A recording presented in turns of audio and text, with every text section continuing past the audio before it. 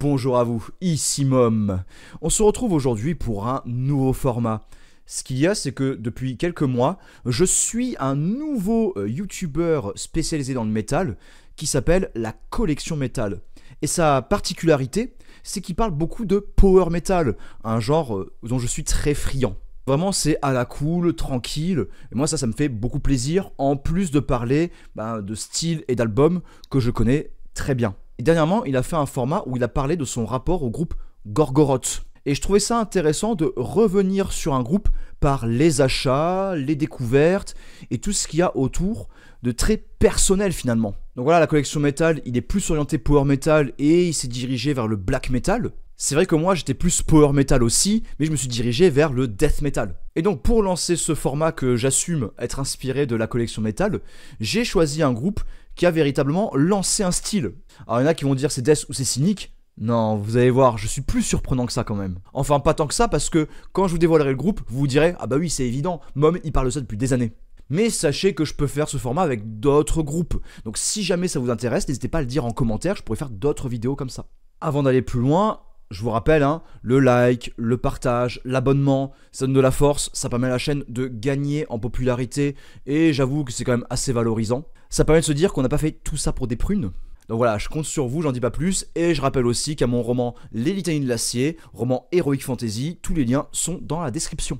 Et pour réellement lancer les hostilités, il me faut activer ma caméra plongeante pour vous montrer une première cover. Ah bah oui voilà, on y est, Suffocation.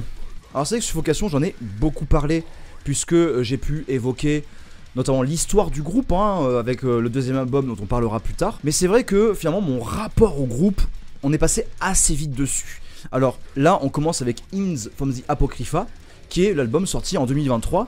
Un album qui ma foi est assez décrié, il y a des gens qui sont là pour dire que oui mais c'est pas le Suffocation dont on a l'habitude, moi je préférais quand il y avait Frank Mulan au chant. Oui d'accord, mais en l'occurrence Frank Mulan il n'est plus là, il est parti en 2018, et ben il faut faire avec.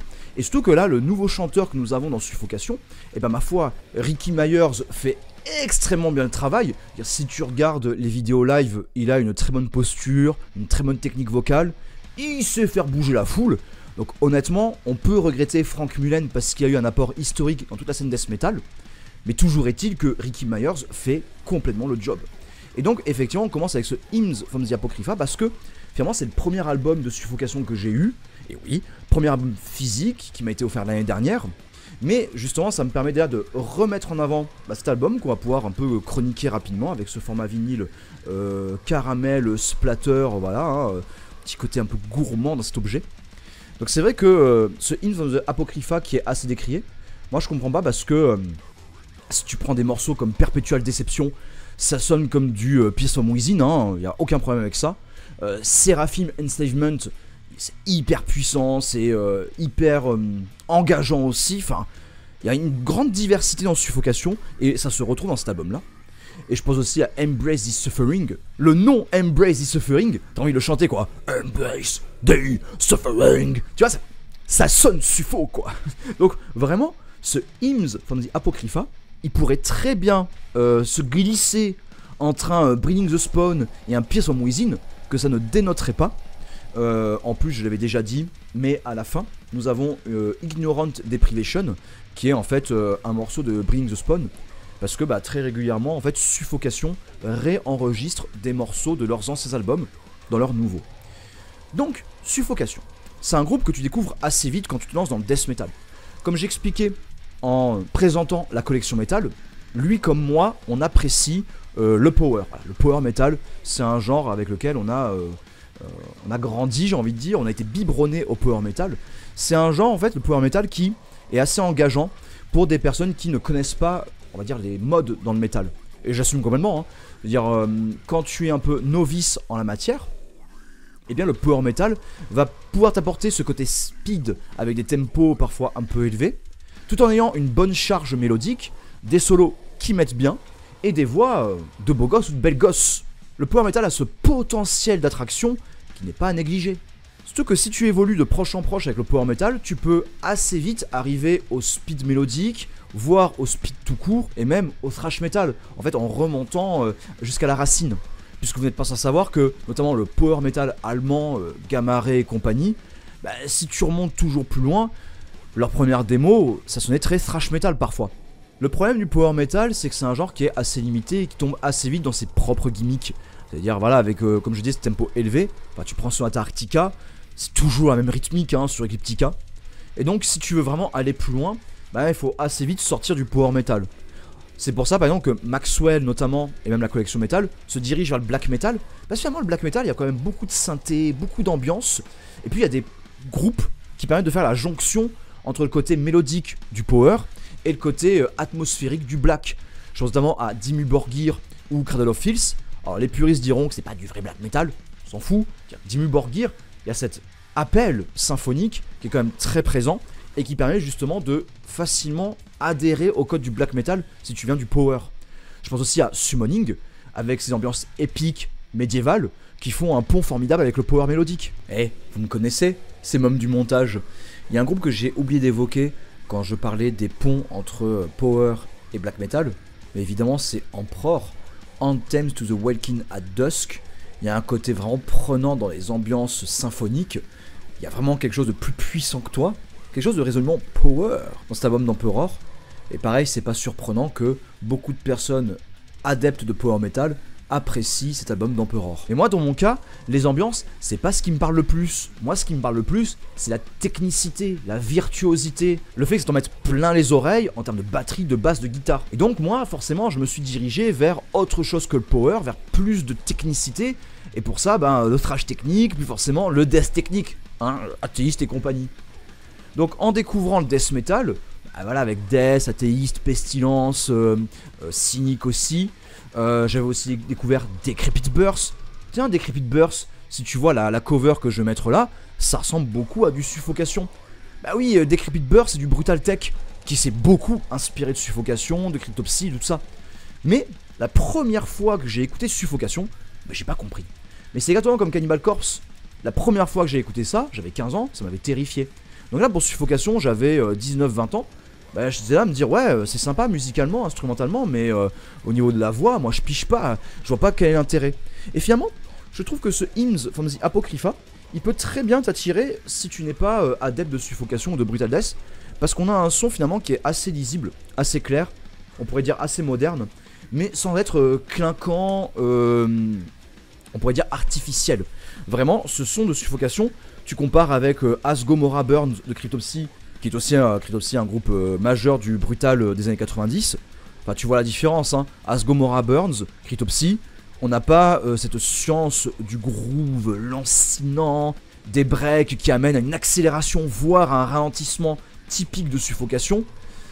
Vraiment, non, le dernier Cryptopsy, il a pas la science de Suffocation, quoi. Et donc moi je trouve cet album là, il est très bien pour commencer, puisque il permet de découvrir l'identité de Suffocation sans pour autant perdre avec la modernité ce qui faisait sa spécificité.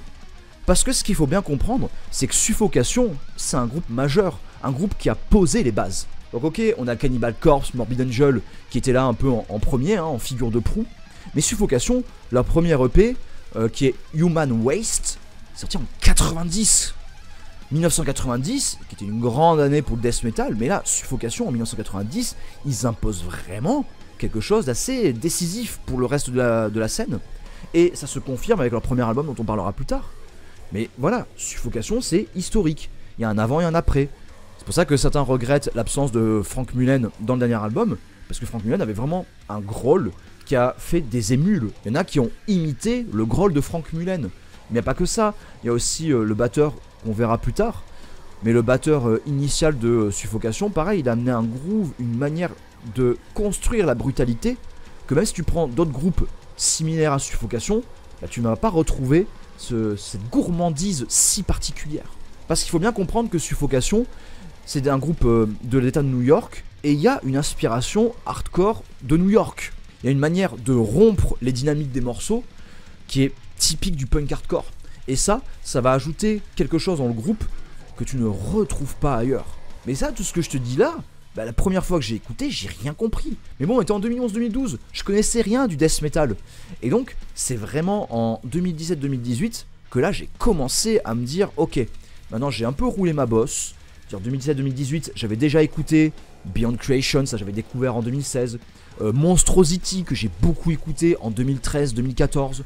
Il y avait aussi toute la discographie de Death, parce que finalement quand j'ai découvert Death, c'était Human, Leprosy et Spiritual Healing que j'aimais beaucoup. Et c'est vraiment en 2014 que j'ai redécouvert, on va dire, l'ensemble de la discographie. Individual Thought Pattern, Symbolic, Son of Perseverance et Scream Bloody Gore. Mais voilà, en 2016, j'ai découvert Cenotaph, dont j'ai parlé dans une autre présente vidéo. J'ai découvert aussi pas mal de trucs avant-gardistes comme Demolish, Carbonized, enfin tous ces trucs un peu bizarres du death metal. Donc ouais, 2017-2018, autant dire que là, j'avais plus de références et plus de facilité à accepter certains codes du death metal. Et là, 2017-2018, c'est une année où je me relance du Cannibal Corpse. Ouais, Cannibal Corpse, j'arrive à me faire plaisir en écoutant Bloodthirst notamment. Et je me dis, allez, on va se relancer du Suffocation. Eh bien, en relançant du Suffocation, qu'est-ce que je me suis pris comme claque. Alors d'ailleurs, je vais vous raconter une petite anecdote. Mais là, on va parler de Effigy of the Forgotten, donc le premier album de Suffocation. L'anecdote, c'est la suivante, c'est que on était en 2018, ouais. Et dans l'appartement où j'étais, il y avait au premier étage des personnes qui étaient un petit peu particulières. Hein, et à un moment, on était un samedi après-midi, il était 16h, donc tu vois, pleine journée et tout, tranquille. Et là, je me fais ma petite séance de musculation à la maison. Je lance Effigy of the Forgotten. J'avoue, je pousse un peu pour bien avoir les basses et tout, machin et tout. Mais pourquoi je fais ça ? Pourquoi je pousse un peu la musique un peu fort ? C'est parce que mon voisin du premier étage, eh ben, pour une raison que j'ignore, d'un coup, il a lancé ses baffles à fond et ça faisait trembler les murs de mon appartement. J'avais même le grille-pain qui vibrait. Donc, je fais, bon, écoute, de toute façon, j'avais toqué chez lui, je lui avais dit, faut faire attention à ton son. Il a dit, ouais, je vais faire attention. Il a rien changé. Donc, dans ces cas-là, moi, j'ai pas envie de m'énerver. Hop, on se lance Effigy of the Forgotten, on se fait la muscu. Et donc, c'est vraiment dans ces conditions que j'écoute l'album pour une première fois, mais vraiment bien comme il faut. Hein. C'est vraiment à ce moment-là que je me dis, voilà, ce premier album, on va l'écouter pour la muscu, on va se mettre bien. Et en fait, une fois que j'ai fini la muscu, je l'ai réécouté. Et c'est là qu'en fait, la première graine se plante, parce que à ce moment-là, je vais pas l'écouter non plus en boucle, cet album. Mais en tout cas, voilà, il est là, il est dans mon esprit. À côté, j'écoute aussi le Serpentine Dominion. Hein. C'est finalement Serpentine Dominion, c'est un super band où il y a notamment Corpse Grinder au chant. Je crois qu'il y a des membres aussi de Trivium, mais je suis pas sûr. À la rigueur, je mettrai un petit encart texte pour réexpliquer tout ça. Mais voilà, donc à ce moment-là, ouais, le death metal commence un peu à mûrir en moi. Et voilà, donc c'est Mike Smith, le batteur historique hein, à la base de Suffocation. Mais là, on a un line-up 5 étoiles. Hein. Donc Frank Mullen, ici présent, qui impose son chant guttural très particulier. Terence Hobbs, guitariste. Alors lui, il me fait rire parce qu'il y a une guitare un peu warbiste et compagnie. Mais c'est comme le bassiste, hein, Josh Baron. Lui aussi, sa grosse basse et tout. C'est surtout la basse, je crois, où il joue vraiment en mode contrebasse, c'est posé par terre. Mais même Terence Hobbs, quand il joue avec sa guitare warbiste, il a vraiment une attitude, une allure. Et c'est vraiment ça l'importance de Suffocation. C'est que, voilà, il y en a qui disent, notamment Patrick Mameli, tu juges le métal par sa cover, même pas par sa musique. Bah, oui, en fait, parce que le métal, c'est issu du rock. Le rock, il y a un côté visuel. Bah là, notamment, la cover, on est en 91. Moi, désolé, je vois ça. Je suis fasciné, quoi. La cover, elle est dinguissime. Je vais vous la mettre en grand écran pour vraiment vous rendre compte de tous les détails qu'il y a. Mais franchement, quoi, regarde-moi ça. Plus tu regardes, plus tu découvres des choses. Enfin, cette cover en 91, quoi, c'est une promesse. Je dis souvent ça, hein, mais il y a des covers qui te donnent envie de creuser. Et là, le logo Suffocation aussi, c'est culte. Ce logo-là marque l'histoire du death metal autant que le chant de Frank Mullen. On a vraiment tout un ensemble de codes qui étaient balbutiants. Et en fait, avec Effigy of the Forgotten, ces codes deviennent des canons. Voilà, c'est posé là. Et ça va faire date dans l'histoire. Je parlais d'attitude et de visuel. Donc voilà, t'as la cover qui t'attire. Et l'attitude du groupe, en fait, l'attitude de Suffocation, elle est aussi très particulière. Comme je disais, le fait que le bassiste pose sa basse par terre, sa basse qui du coup elle est immense et qu'il la joue comme ça ajoute une identité. Et ça ajoute aussi un son, parce que quand tu joues de la basse comme ça, elle va sonner différemment. Et je parlais de Terence Hobbs, lui aussi il a un jeu de guitare. Bah en fait, quand tu écoutes comme ça, tu comprends pas vraiment quelle est la particularité de Terence Hobbs, mais il suffit d'écouter plein de groupes similaires à Suffocation et tu verras que l'interprétation et les placements à la guitare, ils sont pas comme ailleurs, parce que Suffocation, il y a une science, encore une fois. Et puis je reviens sur Mike Smith, ça me fait beaucoup rire parce que forcément dans le métal il y a ce côté élitiste, on veut être intègre, lié à la cause, tout ça, pureté de la musique, toutes ces bullshit en fait. Ce qui est marrant, c'est que Stan Smith, il est apprécié par les vrais métalleux die-hard. Lui il avait un projet hip-hop, il a fait en fait un album de rap horrorcore en 98 ou 99. En fait, si la batterie de Suffocation est aussi particulière, c'est parce que Mike Smith en fait a une approche aussi hip-hop, parce qu'il s'inspire du rap dans ses propres rythmiques. Il a une manière d'approcher la composition qui vient du rap. Et que vous le vouliez ou non, les placements vocaux de Suffocation, s'ils marchent aussi bien, c'est parce que aussi Frank Mullen, et comme j'ai dit, origine de l'état de New York, t'as une manière de placer la voix qui est très calée dans le temps. Et c'est ça qui est très particulier avec Suffocation et qui, moi au début, je ne comprenais pas. Et c'est avec beaucoup d'années et aussi beaucoup de recherches dans d'autres groupes de brutal que je l'ai compris. C'est que finalement, Suffocation, en fait, comme ils s'inspirent d'autres styles et comme ils ont des placements rythmiques, vocaux dans leur composition qui sont liés notamment au hip-hop et compagnie, eh bien, tu vas avoir une autre manière d'appréhender la brutalité. Franchement, la batterie et la voix, comment c'est placé, ça ajoute une puissance, une charge, parce que c'est issu du rap, encore une fois. On marque les temps forts, et ça, c'est ce fait de marquer les temps forts qui était très présent dans le thrash metal, c'est un petit peu négligé par des groupes de métal, on va dire, qui ne vont pas réfléchir plus loin. Là, on était en 2018, Effigy of the Forgotten. Bien sûr, quand tu prends Effigy of the Forgotten, l'autre album cultissime de Suffocation, c'est Pierced from Within, avec cette cover qui est effectivement légendaire, une cover un peu plus... tu vois, Effigy of the Forgotten, c'est un peu comme le Erosion of Sanity de Gorguts. On n'est pas dans le gore premier degré, tu vois. On a quelque chose... Bon, après, c'est violent, bien sûr. Hein. On voit quand même un fœtus qui se fait démembrer. Mais tu vois qu'il y a un côté un petit peu sci-fi, machin et compagnie. Là, par contre, on est vraiment dans l'horreur directe, quoi. Hein, avec cette forme de douleur et de trépas. Tous ces piquants, ce chemin qui mène vers nulle part et tout ça. Enfin... quelque chose de très particulier dans cette pochette. Encore une fois, c'est une pochette qui est cultissime pour un album qui l'est tout autant. Alors, ce que j'ai pas dit, c'est que Effigy of the Forgotten a une particularité, c'est qu'il y a 0 répétition là-dedans. Il n'y a ni couplet, ni refrain. C'est une fuite en avant. C'est une efficacité sans nom, ce Effigy of the Forgotten. Pierced from Within, on a quand même des couplets, on a des refrains. Donc, on a un album, j'ai envie de dire, peut-être plus accessible, plus abordable. Honnêtement, en le réécoutant aujourd'hui, je trouve que Pierced from Within, c'est l'album qui va... Alors, je parlais de Hymns from the Apocrypha, qui peut attirer des personnes qui ne connaissent pas le groupe, mais honnêtement, Pierced from Within, c'est un banger de bout en bout. Il n'y a pas de moment, je trouve, vraiment... Alors moi, ça m'a pas l'air dissonant, si j'ai un peu plus d'habitude dans le death metal, mais... tu vois, je peux reconnaître la dissonance de groupes vraiment extrêmes comme Gorguts et compagnie, mais moi, je trouve que le Pierced from Within, finalement, c'est l'album qui est peut-être le plus accessible dans l'époque brutale années 90, parce que nous avons vraiment cette science couplet-refrain, cette science du tube.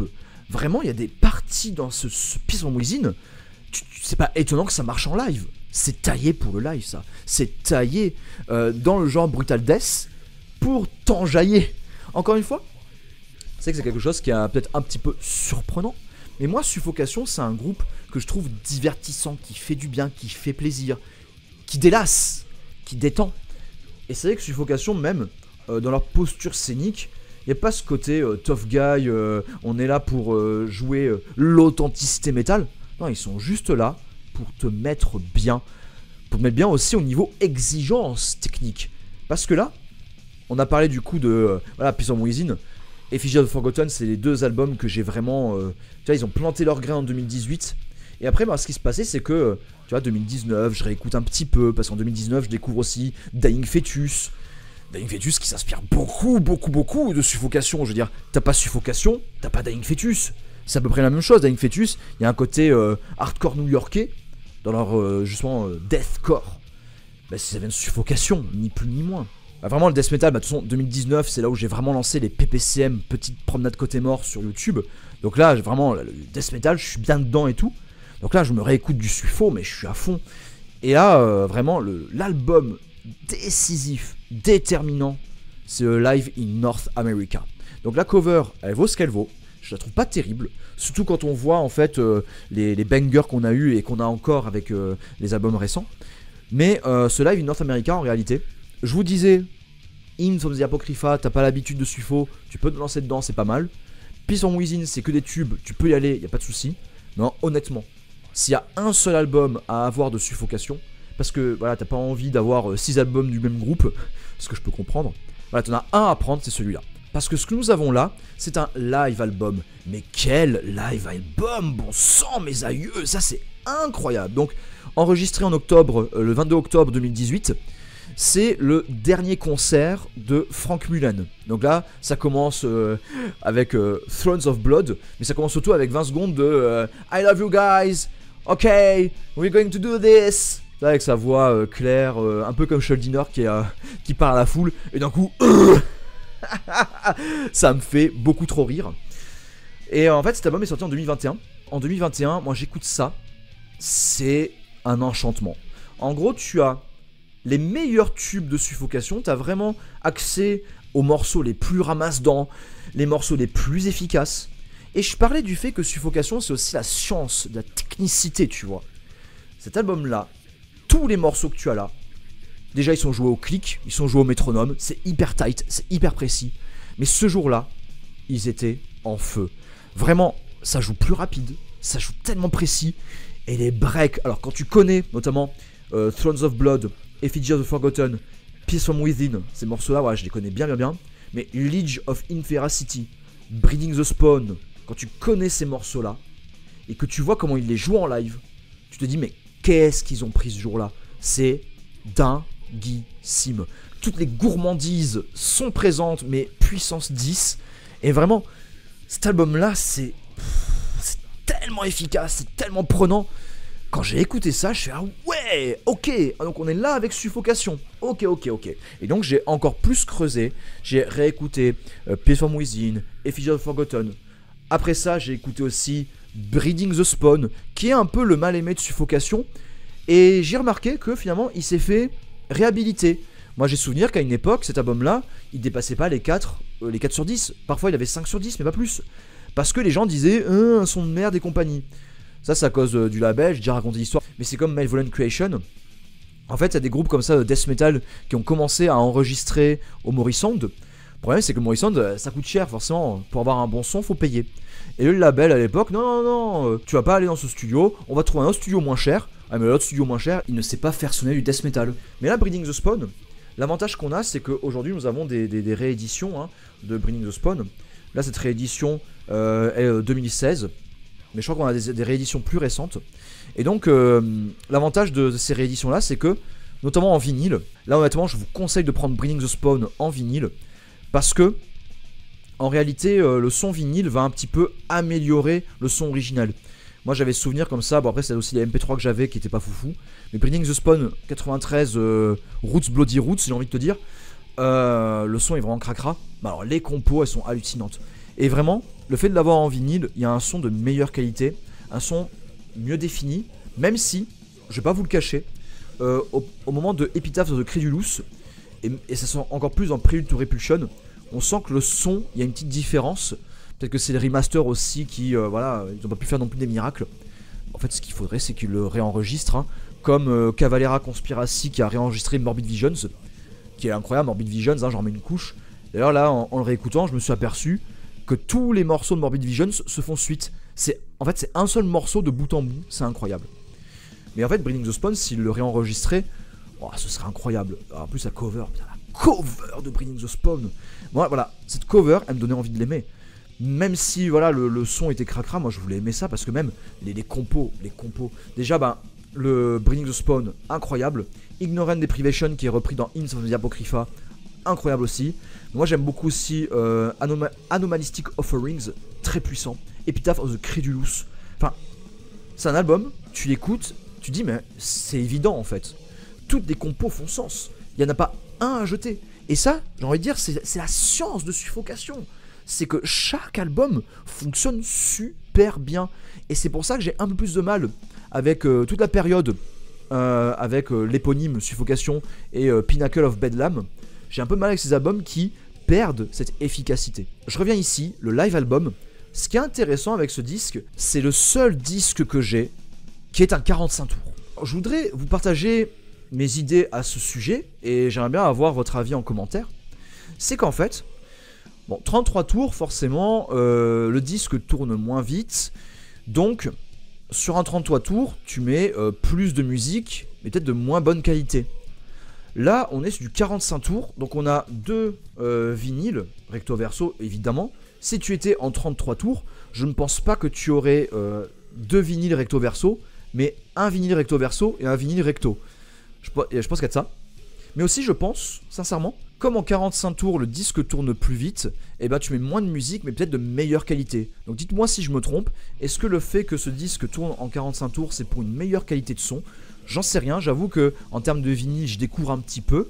Par exemple, j'ai découvert que la différence entre le 90 et 180 grammes, il n'y a pas vraiment de grande différence majeure, c'est avant tout un appui marketing. Et que finalement, c'est une réédition 180 grammes d'un vinyle. Il faut plus se renseigner sur est-ce que cette réédition se base sur les masters originaux pour avoir un bon son. Parce que s'ils font une réédition 180 grammes vinyle à partir des masters du CD, tu vas avoir des pertes. Voilà. Dites-moi un peu les spécialistes des vinyles, ça m'intéresse beaucoup de savoir un petit peu quels sont les tenants et aboutissants du format vinyle. Et moi je vous le dis, je suis devenu convaincu du vinyle. Avant c'était un format que je regardais un peu de loin, parce que c'était un peu cher et tout. Mais maintenant que j'ai des bonnes conditions, bah effectivement, je commence à apprécier et tout.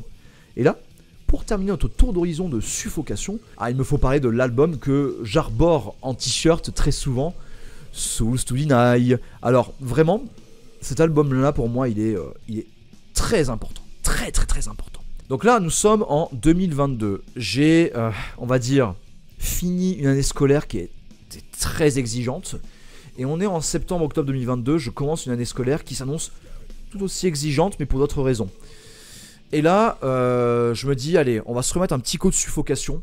Et là, c'est vraiment avec Souls to Deny que je comprends le groupe.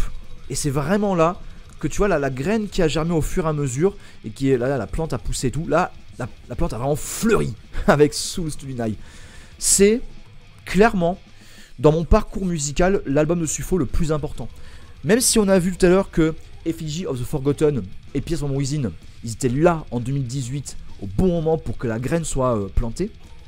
Et si on a vu que Live in North America était vraiment aussi important pour que je m'aperçoive de la diversité de Suffocation, c'est vraiment Souls to Deny qui a fini de me convaincre. Parce que, déjà, en termes de morceaux, To Weep Once More, Souls to Deny, Surgery of Impalement, mais il y a aussi Toms of Acrimony.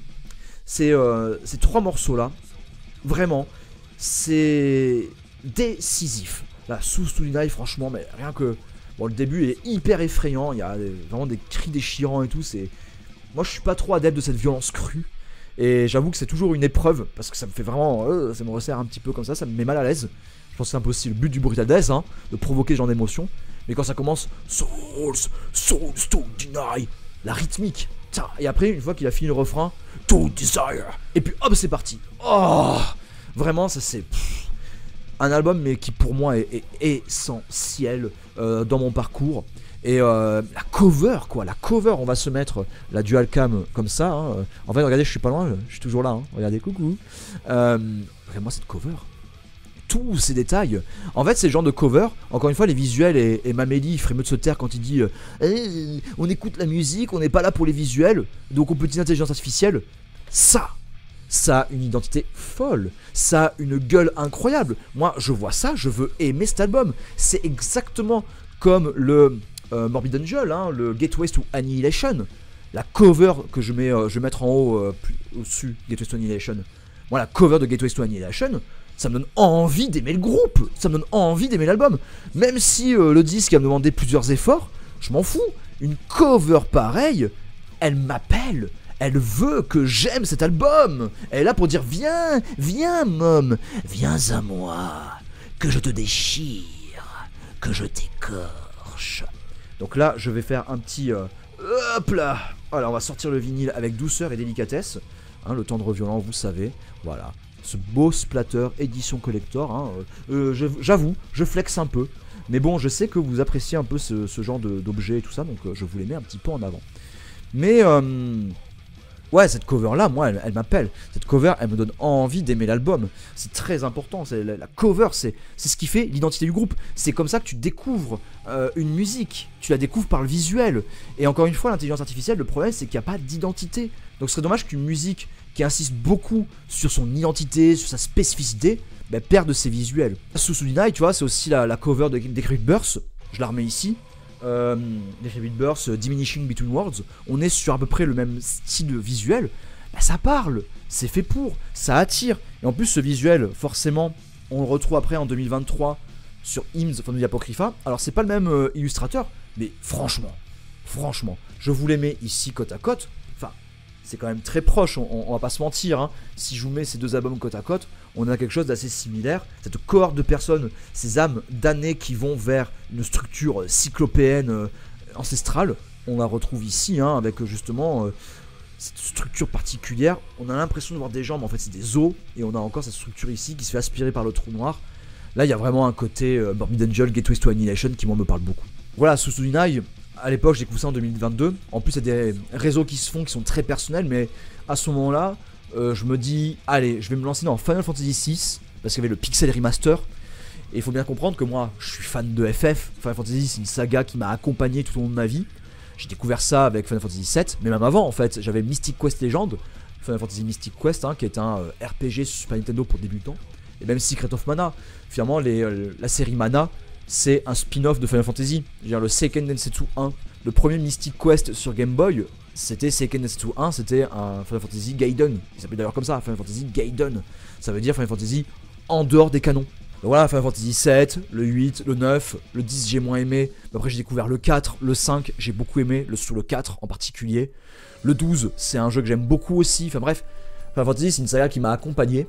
Et le 6ème épisode qui est reconnu comme un sommet du Squaresoft de l'âge d'or, j'ai jamais réussi à rentrer dedans.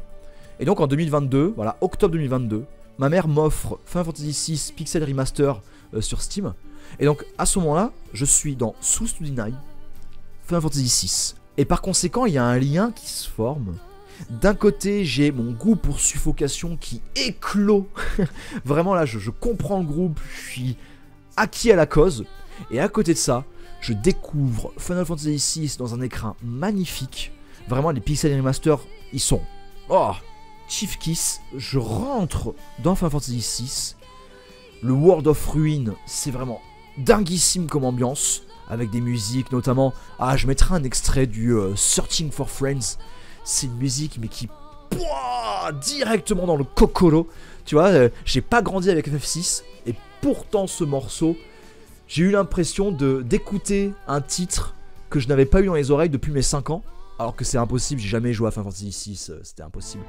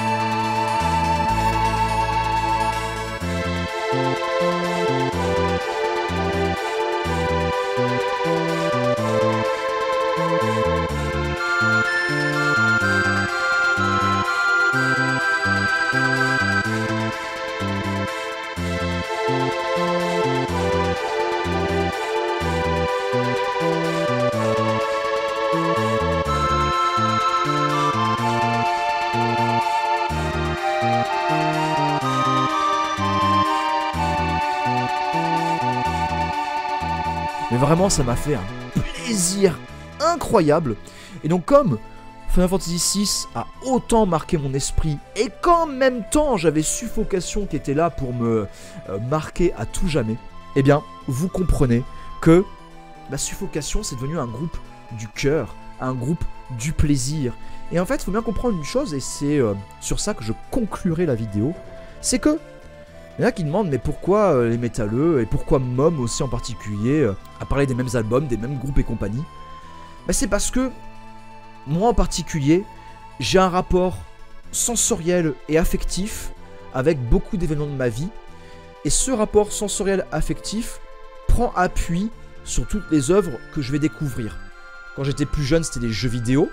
Mais les jeux vidéo, par extension, il y a de la musique. Donc la musique de jeux vidéo. Et à l'adolescence, mais même avant, en fait, quand j'étais enfant, avec les musiques qui passaient à la radio ou à la télé, eh bien, forcément, la musique fait son œuvre pour ancrer mes souvenirs et mes émotions dans ma nostalgie personnelle. Et donc, pourquoi je parle autant et pourquoi je prends la parole pour parler de métal et de musique en général, c'est parce que la musique, en fait, elle rythme ma vie. Et que ces rencontres-là et ces propositions artistiques qui vont assez loin dans leur délire, eh bien forcément ça marque une empreinte indélébile. Et surtout avec un groupe comme Suffocation qui, encore une fois, a des visuels très tranchés, en même temps un imaginaire dans les covers qui permet d'aller beaucoup plus loin que ce qui est donné à entendre. Mais surtout, quand on a une musique aussi puissante, une musique aussi aboutie dès le premier album, forcément ça marque l'esprit. D'autant plus quand ça se fait à différents moments de la vie. Il y a des moments qui sont tous déterminants, décisifs sur différents aspects personnels. C'est sur ça qu'on termine. N'hésitez pas à me dire en commentaire ce que vous avez pensé de ce format. En tout cas, moi, ça fait énormément plaisir de revenir sur Suffocation. Je serais curieux de savoir, vous, en fait, quel est votre rapport à Suffo. Est-ce que c'est un groupe que vous comprenez? Est-ce que c'est un groupe, au contraire, qui vous fait chier? Peut-être même qu'il y a des groupes inspirés de Suffocation que vous préférez. C'est tout à fait possible. Et je serais curieux d'avoir vos retours en commentaire. En attendant de prochaine vidéo, on se donne peut-être rendez-vous sur Twitch, pareil, le lien en description, je fais des lives comme ça assez régulièrement, j'essaie de faire une fois par semaine, ou en tout cas une fois toutes les 2 semaines. Je vous rappelle aussi que pour me soutenir, live, partage, abonnement, c'est toujours sympa. Et encore une fois, les romans de fantasy, Litanie de l'acier et Errant bord de la falaise, les book éditions sont dans la description. N'hésitez pas à m'envoyer un MP sur Instagram pour commander Litanie de l'acier, j'en ai encore en stock.